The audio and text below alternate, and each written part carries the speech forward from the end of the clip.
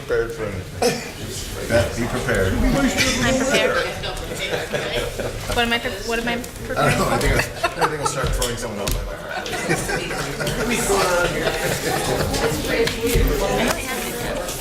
Oh man.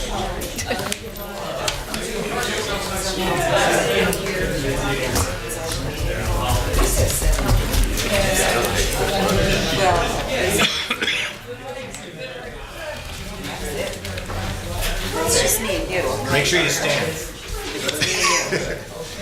Oh, you have to tell me everything what to say, you know. Yeah. What? Yeah. Here's what I was telling you. The kind of limits the hours you're gonna have. Yeah, that makes sense. I mean, if You get the times. Right. So they're already in place. I don't have a speech. Maybe we can have always amend that. Yeah, know? maybe that should. And see, that's how you can tell what year it was last done. So did you do roll call? I did. I guess it makes sense in 1975. Yeah. No wonder they do it, you know? That's before we were even home rule. We weren't even home rule in 75. No, this is Pass that. We didn't even have a strong year back then, back in the kitchen. That's right, yeah. Because it switched, I remember. Is that something that's in Apparently not, if they have ways to find it. I mean, this particular provision, that enforced, I don't think they're writing something on the table, it's just they shot. Yeah. I think it's something that's just kind of like been forgotten about. Yeah, probably. I just think, and plus, like, I downtown, you know, it wasn't moving for quite a while. So now that's getting busier, and I think it's just going to be a bigger issue. Is that an animal or people? Okay, ready? Right. I'd like to call to order the July 11th, 2018 meeting of Wilkes-Barre City Council. Please rise for the Pledge of Allegiance. I pledge allegiance to the flag of the United States of America and to the republic for which it stands, one nation, under God, indivisible, with liberty and justice for all. Almighty and everlasting God, who presides over all things in heaven and earth, come and preside over these deliberations, so that those that make the decisions may be guided by your wisdom. Did you say July? Did I? I want better weather. Roll call. Mr. Barrett? Here. Ms. Gilbert? Present. Mr. Merritt? Here. Mr. Belushko? Here. Mr. Brooks? Here. Also present is Administrator Chilwampel, Deputy Administrator City Attorney Tim Henry, Capital Projects Program Manager Joyce Sikowski, and Administrative Assistant Lisa Sanford. Do we have any public comments on pending legislation, on the resolutions that are in the agenda? I'd like to talk about the sanitary pump, Fort Lawson. Sure. As I said on this project before, I mean, everybody wants to get this done, but I mean, how do we all of a sudden come up with this? Why aren't we using a local engineering firm? And also, I just wanted to ask Joyce, what's her expertise in being able to oversee this project? Because I think she's a school teacher or something. I'm just curious. But I want to know, why aren't we using we have an engineering firm right here, and we're using somebody from Plains. I don't get what the idea was. I wonder, did they give the mayor more campaign contributions than somebody else? I guess that's about all I can say on that. Mr. Kowalski, I would think Borton Lawson is local. It is in the Wyoming Valley. Yeah, but I'm not saying, but we have a firm right next door. Quad 3. In other words, why Did are Quad we going 3 to bid on Plains? We did the RFP last year. Morton and Lawson was the successor in that RFP. Therefore, they're going to oversee the entire Solomon's Creek project. In addition, they have been working on Solomon's Creek for the past, 12 years now. They've been the engineers doing all the work. For us to go with somebody new and have to start all over, that's thousands and thousands and thousands of dollars spent. The pumping station has already been in the preliminary stages. This is actually the regular engineering for it. It's a second phase. And what's your And expertise? as far as my expertise, you can come into my office and you can read my resume. I'm not going to stand here and talk about my expertise, but no, I'm not a teacher. That's my sister. Oh, okay, I'm just wondering what your No, my sister expertise. Judy's a teacher. All right, I'm just asking. I went to Wilkes University, but not for teaching. All right, Thank I you. just was wondering what your expertise is to oversee Oh this yeah, I'll be job. happy to show you. Come and I'll show you. Well, I my was just resume. I'm not asking, gonna look, you don't have to publicly- snap at me, I'm not snapping at you. I'm just asking you what- Robert, pending legislation. All right, I'm just. That's not pending. I understand, I'm just asking her, I was asking in a nice way. I talk to her all the time. I think she's a nice person. Then you can I was talk just- to her off our time. All right, now, I just wanted, she didn't answer the question though. Why are we going with this firm from out of town when we have people right next door here that are. She just answered it, Robert. Well, I think it's unfair. Okay, and I'm wondering, did that law or that firm from up in Plains give the mayor campaign contributions? That's Does public anybody- information. You can go to the County Bureau of Elections and look it up. Does anybody know here, did they give them? Is that how they got it? Because it seems, as I brought this out in the past, it just seems everywhere there's campaign contributions with. Robert, that's not pending legislation. All right, you don't have to yell at me. I know you're trying I'm going to exercise yell your at power, you. but what I'm saying is that was behind this. And I just want to get it on the thing because there's going to be a problem you'll see shortly in a few weeks what's going on with this administration. I'm just trying to get it somewhat on the record. So that's it. Anyone else on pending legislation? Where's your car parked? You know where it is. Yes, John. Oh, I'm sorry. Just a closing comment. When the RFP was sent out, the committee was put together, we got together and looked at all the proposals, Bob, and then we made the recommendation to the mayor. As far as there being any other reasons for picking them, the answer to that would be an emphatic no. It was all about the qualifications in the RFP. See, just so you understand, but my point is, we have a firm right next door, contacted in the city. Robert, no back and forth. Robert, please. Please. John.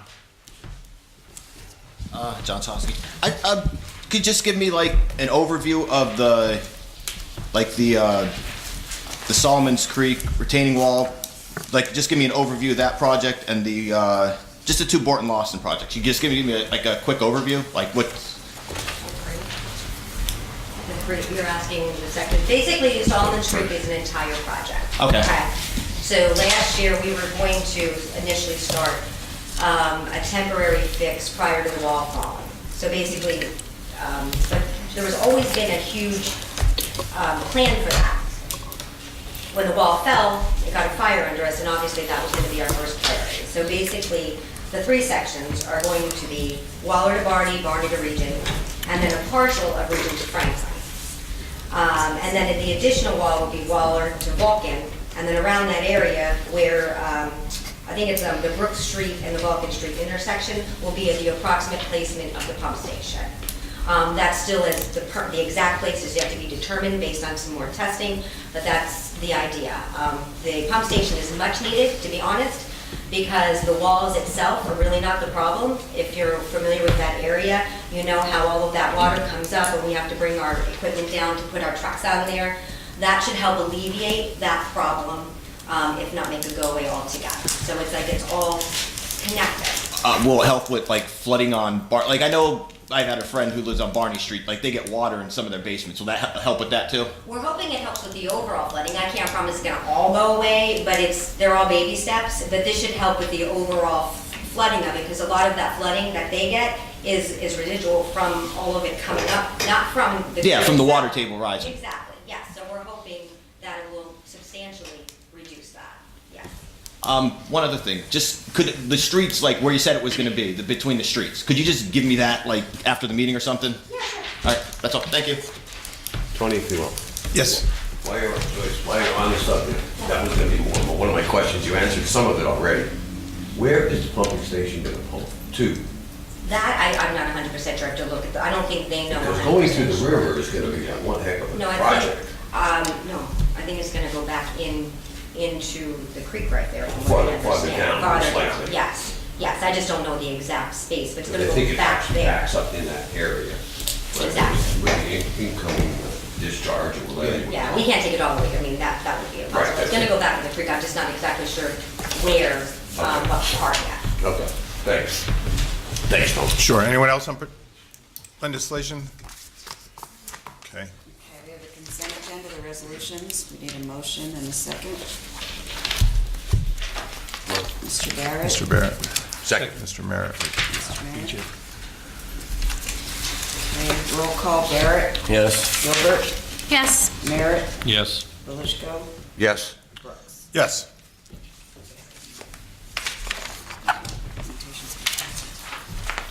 Remarks from council. Mr. Barrett? Just one thing that's been going on, and it's not our issue, so that's always good, it's somebody else's, but PennDOT at the Cross Valley exit 2, almost all of the lights are out on the ramps and the intersections. Not the traffic light, the street lights. They've been out for a little while. I'm not sure what's going on there, but it's very dark there. The intersections are bad enough as it is. Use it, let alone being in complete darkness. And not to be redundant, but Scott Street with the warmer weather now is just coming apart up in Parsons. Bricks are coming up, and the freeze-thaw cycles are really doing a job. And I know Butch is trying to get that expedited, but it's not going to make it through the winter without some remedial work. A lot of people are avoiding it altogether. So it's a PennDOT issue. I know it's on their schedule. Yeah, pretty much both of them are, Bill. I think there is, Joyce and I were just talking, I think there is some work that's being done up there on that area around the Cross Valley, but I'll follow up just to make sure. Okay. Make sure that they get that taken care of. And then obviously Scott Street is, we keep. Yeah, it's horrendous. That's, People are looking at us like, why aren't we doing anything about it? And we try to explain that it's on their agenda, but it can't happen soon enough. Okay, thank you. That's all. Thank you. Ms. Gilbert? Just two things. Ted, on North Bolton, going to Cole Street, anytime it rains or snows or anything, there's like a sheet of ice there. I don't know if there's an ongoing problem there. right at but the intersection? Right at the intersection, yeah. And I guess people have been sliding out from North Bolton onto Cole, so it seems pretty dangerous there. I know that's your area, Bill, but. It's okay. And All the then, city. I also got a few messages regarding something that Mike brought up a couple meetings ago about landlords not being able to get police reports on their rental properties. I continue to get messages about that, and it seems like it's just going to be an ongoing issue. Well, criminal investigative reports aren't subject to access. But he's concerned about the quality of life ordinance and how that sort of intertwines. I don't think the police have issued any quality of life records. It has to do with that, and also I guess he's also worried about, if there's any drug activity. He doesn't want his tenants living there anymore, but he's not able to find out if there is drug activity via police report. Well, he's not going to get any police reports that are investigative in any way. Okay. He won't get any of those. I think I know the gentleman you're talking about. And I don't think our officers have the time to be calling people who own properties in Wilkes-Barre and say, oh, the police are at your house, the police are at this house, that house. I mean, it's kind of the landlord's responsibility to be mindful of his own property. Right. No, I understand that, but also at the same point in time, if we have a landlord who's trying to be proactive about his properties, how do we balance that? He can always contact 911 to get a log of how many calls responded to his house. Okay. He can get that. So that's but okay. He's been told that too. Yeah. Yeah, he's not going to get any investigative reports from our department, though. Right. Okay. If I can on that, just from my experience, and you might recall this, that when we had a community policing officer that physically was in the building, a crime prevention officer, and we do have one now, but that was something that they did when there were problem properties. It's just made a cursory call to a landlord, said, listen, you've got a problem there. We're not going to tell you what it is, but you've got a problem, and we'll work with you in resolving it.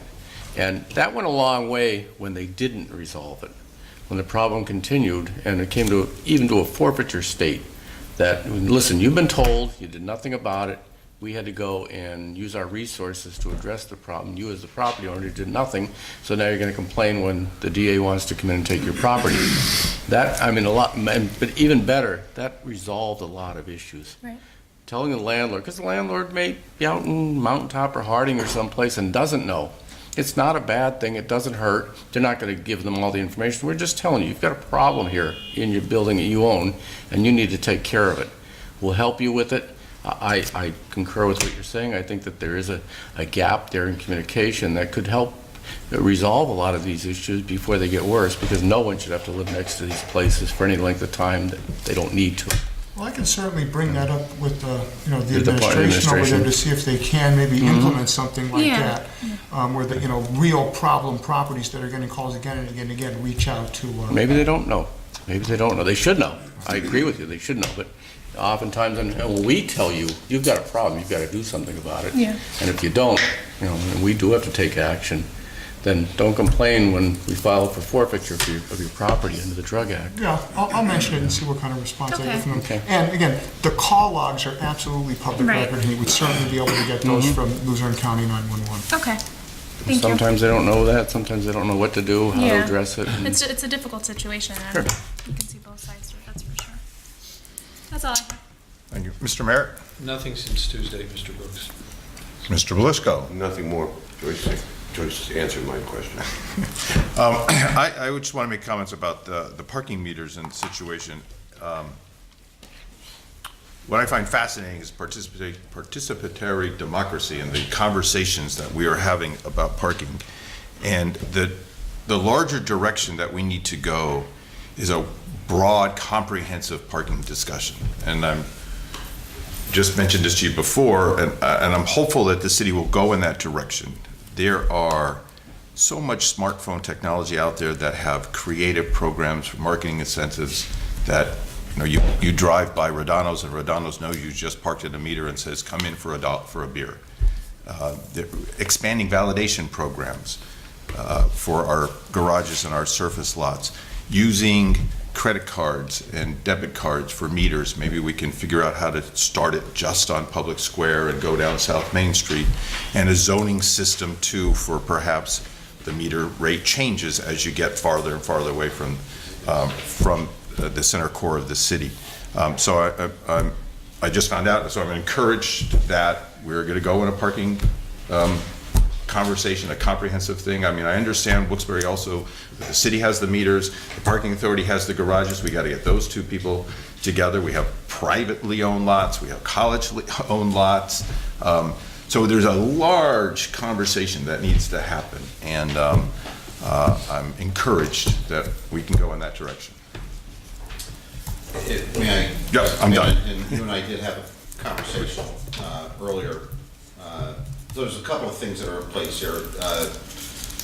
We are, as you know, there's existing RFPs that are out there now for two reasons with the parking. One of them is obviously the parking enforcement part of it that Pango has had, and we've been very unhappy with how that's been working with their technology and equipment and software. And then we also have an RFP out for the meters, the pay-by-phone process. We believe that there's a better option out there. We've talked, we've been at the Pennsylvania Municipal League Summit. Darren Snyder has been there with me, and we've talked to different companies that do have that kind of technology, which I am a big proponent of. We pull up to the meter, and the GPS on your phone in that program comes up with Rodano's, or come in and validate, get a half hour free. So that kind of technology is out there. We need to talk to companies that can do that. That's part of, you and I talked, there's two issues here. So that's one. The second issue is this overall parking study. So by the next meeting, I believe that we will have ready one of the suggestions that was from the early intervention plan from PFM to put a parking study on the agenda for council to approve the consultant, start taking a look at the overall parking issue, which would be the parkades and the meters. Because as people may or may not realize, and we had a discussion yesterday with GUARD regarding their parking situation over at with Intermodal Parking Lot Central, we compete against each other. We were there with the parking authority. Parking authority owns Parking Lot Central, which is connected to the Intermodal, which is owned by the city. We compete against each other. So that seems kind of strange, right? So this overall study, which I don't think has been done since, and Tim, I don't want to, 2003, 2004, right around, I think it's the last time I had an overall comprehensive parking study done. It's time to do that. We need to, we've talked to Tom Torbick, who's the consultant at the parking authority. We gotta, this has to be more unified, more uniform, more consistent. Right now, it's not. So that's part of the overall study that's being done. In addition, those RFPs are gonna take care of those meter issues right now as well. And just meters that accept credit cards, because not everyone obviously has the technology too. So there's a lot of other things to also think about. So we're going to look at that, but keep in mind there is a cost, right? Right, I know you that. can find a company that'll do it and switch the technology and provide. We have 900 meters. Even at a cost of $500 a meter, you're looking at, almost $500,000 if that's something we had to pay. Could we phase it in? We don't know. Right. We would obviously be looking at that, but that's what we're hoping the proposals tell us that, and- because that's not my thing, and, we need an expert to tell us where that goes, so. Okay. Thank you. Public discussion? Mr. Katowski. Get them cups WD-40'd up. Thank you for not reading those stupid rules tonight, Kathy. Tony, I know you're going to try hard to do a good job, but just so you understand, if you remember the best meetings we had here when we were able to go back and forth, I'm just trying to ask Mr. Wampel something, and that seems to be when the meetings run the best, when we're able to go back and forth a little bit, and multiple people done it, and everything's run smoother. As you noticed, here we are with 2 more lawsuits. And I guess I'm going to ask Mr. Wampel, I think you should sit down, Ted, on behalf of the taxpayers, because, I know you want to be the next mayor, and you are the administrator. I warned you shortly after you got in here, there was problems over the police station. And to get back with it, you know what the problem is. We all knew he lied to everybody. He said he wasn't putting Marcella Lindaki in. It's time she has to leave. She has to leave. We are now facing multiple lawsuits. I came here, when they fired me, I warned, now just so you know, I only have an 8th grade education, I warned them, you're not going to get away with this. We are facing 2 major lawsuits, and I believe we are going to lose. And if you recall, I think Mr. Henry was here, I don't know who else was here when they put this one strike ordinance in, or whatever, how you called it, with taking people's, basically their rights away on the landlords. I said, you can't do this. You're going to violate people's rights. We lost that one, hundreds of thousands of dollars. But what is being done to the Wilkes-Barre Police Department, it's beyond belief. We have become the laughing stock of northeastern Pennsylvania. The highest of high law enforcement officers know what's going on here. And it all boils down to Marcella Lindaki. I feel bad for her. If I was the mayor, I never would have put her in there. And for him to be her friend, knowing the firestorm, look what we have. Now all of a sudden we have a canine dog taken out of service that I'm not sure if that's the canine dog that everybody chipped in to get. Is gone. We had a squad going around making multiple arrests. Gone. Now we had an officer with an impeccable 13-year career suspended for 45 or 50 days. Are you people kidding me? We have Dan Duffy, probably the most proactive police officer in the United States, fired because he threatened you, Mr. Wampel, and the mayor? Are you kidding me? Did you ever have a gun pointed at you? Did you ever have a knife to your throat like I have? That's a threat. And what you're doing, you're destroying this police department. And when I talk to you, I am not trying to scare you. If something happens, these guys are under such pressure. Some of them just starting families. Some of them probably in debt up to their eyes. The line between sanity and insanity is very fine. One of these guys should flip their cork and come over here and take you people out. You have nobody to blame but yourselves. Remember the situation up in Pittston. Bill, you were on the police station when the officer flipped, waited, he laid in wait to kill 2 police officers that wronged him because he had finally reached a breaking point. You have this administration, Mr. Wampel, and you're part of it, have helped destroy this. You know what the problem is.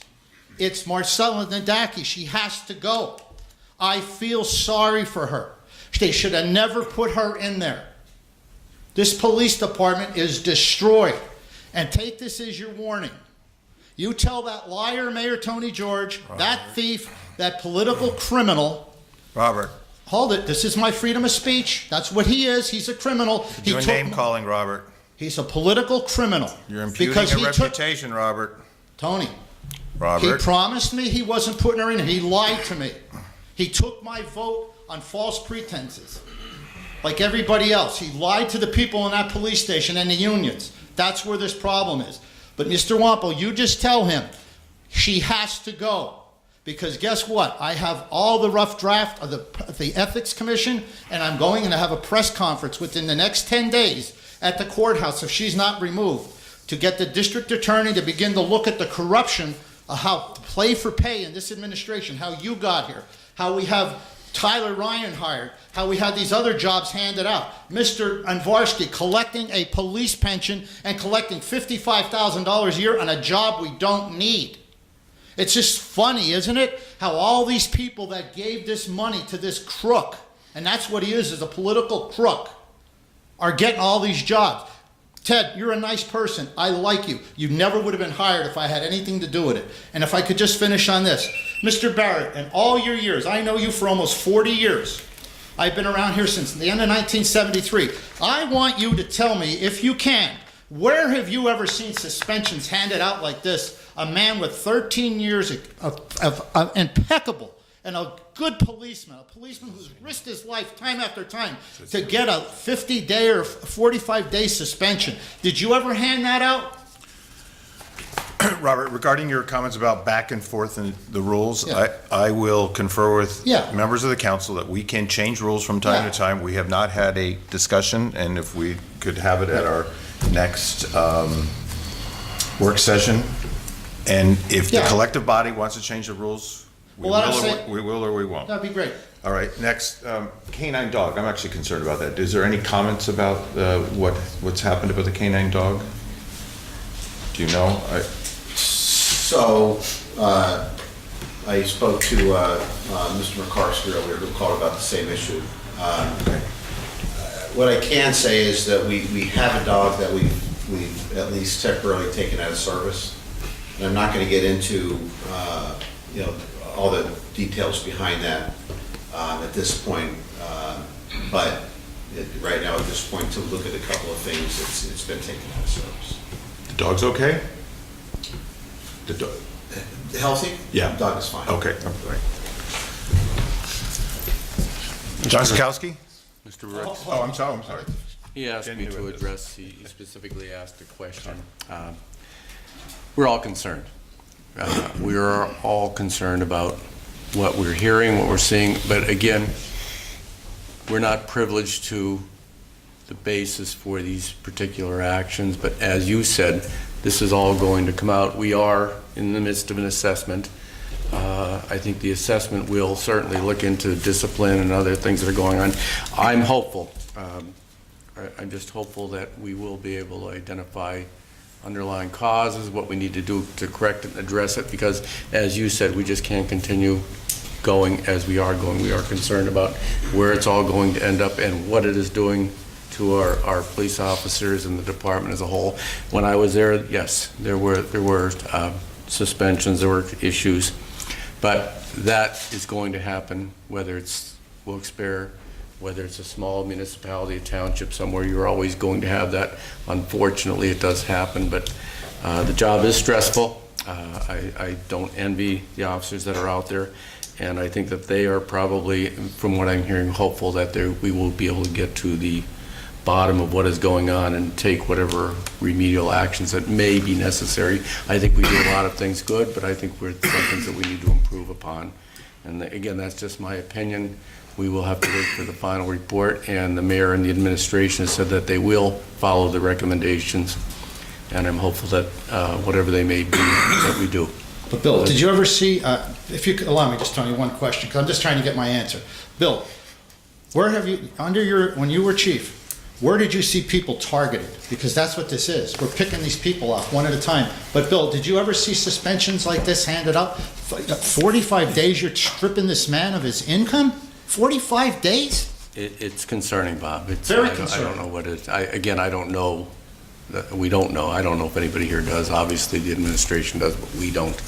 And it wouldn't be fair to comment not knowing anything, but it's quite extreme. Thanks for answering. Just so you know what I said, I'm going to give them next week, and then I'm going to have a press conference. I'm filing a private criminal complaint, and I'm going to ask the attorney or the district attorney to bring the attorney general's office in. All right, and use Robert. use his power to remove her. Somebody's going to get hurt already, and there's our people being hurt financially, and it's really a rotten shame. And Beth, maybe you could ask Ted why they did away with that squad in October that was making dozens and dozens of Robert, arrests. come on. John Sikowski? John, ask Paul about it. John Tosky, Almond Lane. I'm gonna start off, I'm gonna get back to parking. I'm gonna start with parking though. At the end, well, could you explain why we're competing with the parking authority? Okay, now, are we, as a city, doing anything for Martin Luther King Day? Because I don't know, I thought when we were gonna celebrate it, you guys, like, is there any city celebration, or you guys, like, I don't know, doing anything, like having any city officials or anybody doing something for Martin Luther King Day as a city, or are you guys going out somewhere else and authorizing somebody else's celebration? Excuse me, I forgot there's one more thing I wanted to get to that you guys were just talking about. Oh, about the back and forth. What about if you guys did like, and maybe open talk on certain subjects, like you'd open up the floor for back and forth discussion on a certain subject, like say parks or something like that, where it's something where you're limiting, you're limiting it, but you're having back and forth on certain subjects. Like the parking thing, I put on Facebook today that like I didn't have 3/4 to park, so I couldn't park. Like, it's the problem is like I understand why he's raised it, but if you're not prepared to come downtown, like I had nickels and dimes in my car. Nickels and dimes ain't gonna get you a whole lot of time with the parking meters. Like if you're not thinking about like that you're gonna come down and you're just driving through here, you're like, oh, maybe I just want to stop somewhere for 5 minutes, 10 minutes. You gotta be coming with quarters, or you're gonna, you gotta be coming with a few quarters. That I don't know. I just think that's a problem. Like you were saying with the with like maybe a quick validation, like a 15 or 20 minute validation or something, or easier way to, I don't know. I guess you could run in places for quarters, but I'm just saying that makes it easier to just keep driving by, where if you might not have the change or something, you might not want to stress with your phone or something, you might just drive by. That's my only problem with that. It's just, if you're going to charge that much, need accessibility. And the one thing I was saying on Facebook to Tony, like, do we have security for those places? I know it's not us, but the parking authority. Do they have security, and is there a way that if they don't, that we could force them or push them to get to security? That's all I have. For Martin Luther King Day, of course, City Hall is closed. There's not going to be an event here. I know I'm personally attending a King Day breakfast, and I believe other members of council are attending as well, which is across the street at Genetti's. And I believe it's free, too. So it's 9 a.m. Security, yes, security at parking authorities. Okay, so we got a laundry list. So Martin Luther King, there's no official event with City Hall being closed, which was one of the things we'd worked out, especially with the NAACP. But there is a breakfast across the street, Jenny's, that I believe the majority of us, if not all of us, will be attending. And that's where the Martin Luther King celebration will be, John. The parking authority versus the city, without getting into the history of it, that is something that happened over time. That did not happen in the last 2 years, in the last 2 administrations. There was the parking garages, what we remember is parking lot central, parking lot north, parking lot east, parking lot, they were owned by the parking authority. And I think I mean, which is a city. And as additional parking was built with the intermodal, that was built by the city. So correct me if I'm wrong with all the details on it. So that's the city parkade that they built. Yeah. So the city owns that parkade, the intermodal. Okay. Okay. So that's how we become competition with the parking lot central, because we own the intermodal. Wait, so which one's parking lot central then? The one connected to the intermodal. Oh, okay. By Provincial Towers, right? The intermodal and parking lot central are almost connected. Yeah, they are. I think they were the same. I just walked through that. I didn't know that one was different than the other. Yeah, it really is a bizarre situation. I mean, Larry Newman and I joke about this all the time. I mean, it's a very, but just so we're clear, this administration did not. Yeah, I understand. I'm not putting it on you It wasn't guys. created by the prior. This is something that just happened with financing and stuff over time. We just realized that now is the time really to get it all together and take a look at it. And it's something that we've been after for a very long time. Even then, when you had the parkade, the city had the parking meters. This needs to be some kind of a consistent park. There are cameras in some of the parkades. I don't know exactly where they are. I can't talk to the parking authority ones. That you'd have to consult them about that. I do know that there's operational cameras in the intermodal and in some of the other city parkades. So if you remember, that's where the camera system came up years ago. That was one of the first drivers behind that was having the cameras in the garages. And then, the only other thing I can tell you on with the meters and having changed, 15 minutes at this point, I get it, but it's 50 cents. So if you got the 5 dimes, you got the 50 cents, right? I think there was a great article in the paper, talking about the rates in the parking, and they interviewed the people that have parked there. And so I think, the feedback we've got so far, don't forget the rates have only been in place since Monday, has been, pretty supportive. You're always gonna have people that aren't gonna agree with a lot of things that we do. But the phone app, I know you're on social media, so you have, and the Pango app is not the easiest thing to use. I use it. I don't ever carry change. I don't carry money, so I use the Pango app. It's not the easiest thing to use, but and that's one of the reasons we have the RFP. We gotta find something that's easy. So John pulls up to a parking meter, and maybe something pings on your phone, and the parking meter app opens. We gotta do something to make it a little bit easier for someone like John or someone like my mom. My mom's not gonna be, trying to operate, a real funky phone app. So we're working on it, but and I appreciate your comments and your feedback, but hopefully it becomes a little bit easier going forward. Can I ask one more question? Sure. Nothing to do with anything that I mentioned. The governor just did a emergency opiate crisis. I don't know the exact terms. Is there anything that's going to do to help us out? I don't know if you're even familiar with it. It was only like a day or two ago. Yeah, no, I think it happened yesterday was when he declared that as the emergency, but that's something we'd have to have a discussion with the health department. We'll talk to the police, fire, and emergency services and see. I don't know all the details, and I don't think, a whole lot of people know what all the details I read through it, but I didn't understand everything with it. I think we will take a look at it, John. I think the main goal of it, he declared it a public health emergency, so the main goal of it was to get people who don't necessarily have access to, different rehabilitation centers. That would be the goal of his declaration, would just be to help them to get more access. So I would imagine he would be partnering with municipalities to try and see, how we can afford that access. One thing too, I seen that, are we going to get any extra Narcan from that? I'm not Anybody? sure. about that. Just, you could get back to me on that one. I don't know. That's it. Thank you. Thank you. What else? Angel. Angel Baptist Wilkes-Barre. And Tony, it was great having you out for Christmas, and we enjoyed your service. I have 2 issues. My first issue is parking and parking meters. One of the issues that we have is with lunch at the center, some of our participants are actually parking at the meters. However, one brought it to our attention today that when they do put in the $2, they don't get an hour. They get 56 minutes. Yeah, they get 56 minutes. And then the other issue that we have is before the rate change that people would park at the meters and the meters would eat their money. And we're talking a lot of money. Yeah. We had one person who lost over $4 in 2 days. And this $4 per day. per day. For 2 days. For 2 days.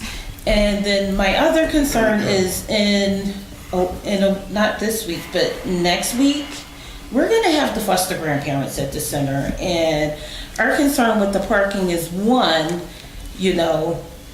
the cost of parking, because they come for their meeting and they're only given a small stipend through the program. And with the increase of parking and no increase in stipend, that causes a hardship to the participants of that program.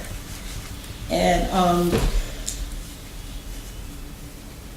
I hope you guys think about this when you do have your meeting. And just as a side note, when you're looking at things for parking, you should go on Pittsburgh's Parking Authority, because they actually have the machines that takes money, it takes credit cards. You don't need meters. Right. You just validate it. And You have to put your license. you put your license plate in to register it, and it gives you a ticket that you put in your windshield. Right, I know, yep. And you don't need a parking meter everywhere.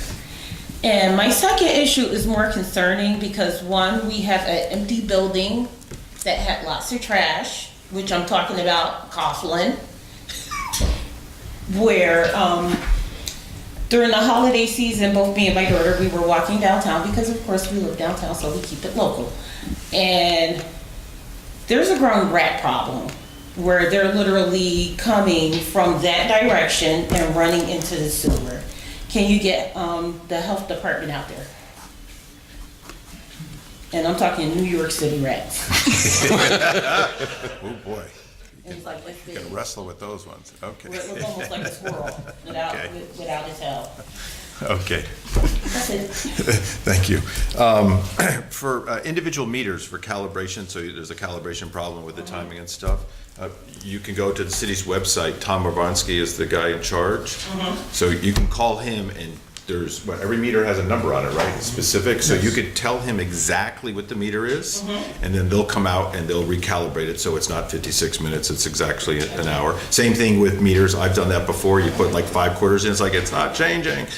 Right, so you just call Tom and he will take care of it, they're guys that do that. And then you'll pass on DPW about New York City rats at Coughlin. Or Health Department, okay. But what do you do for refunds? Good question. I don't think you do.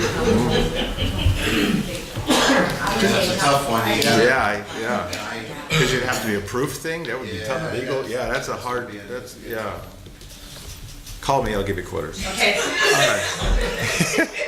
Tony. What? Gordon's got it. Right, Gordon's got some extra quarters. All right, we're done? How's that for my first meeting? All right, motion to adjourn? Thank you. First one under your belt. Went down. Oh, God. I'll keep looking and I'll let you know when I find out. Yeah, please do, yeah. Pleasure. Take care. Be careful. They got it.